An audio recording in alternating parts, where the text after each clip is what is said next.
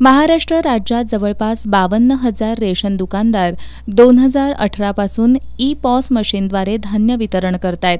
मात्र या मशीनमध्ये वारंवार तांत्रिक बिघाड होत असल्यानं वितरणात अडचणी येतात. यातून वादावादीचे प्रकारही घडलेत. याबाबत प्रशासनाला निवेदन देऊनही कोणतीच कार्यवाही झालेली नाही. त्यामुळे राज्यातील रेशन दुकानदारांनी आज ई-पॉस मशीन राज्य सरकारला परत करण्याचं आंदोलन जाहीर केलं होतं. त्यानुसार रेशन दुकानदार संघटनेचे राज्य चिटणीस कॉम्रेड चंद्रकांत यादव, जिल्हाध्यक्ष रवींद्र मोरे यांच्या नेतृत्वाखाली जिल्हाधिकारी कार्यालयाजवळ धरणं आंदोलन करण्यात आलं.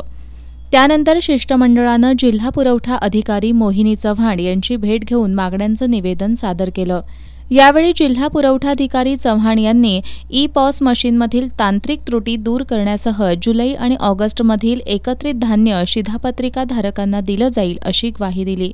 यावेळी राजेश मंडलिक, दीपक शिराळे, आबू बारगीर, ज्ञानदेव पाटील, एस कांबळे, संदीप पाटील, संजय येसादे यांच्यासह रेशन दुकानदार उपस्थित होते.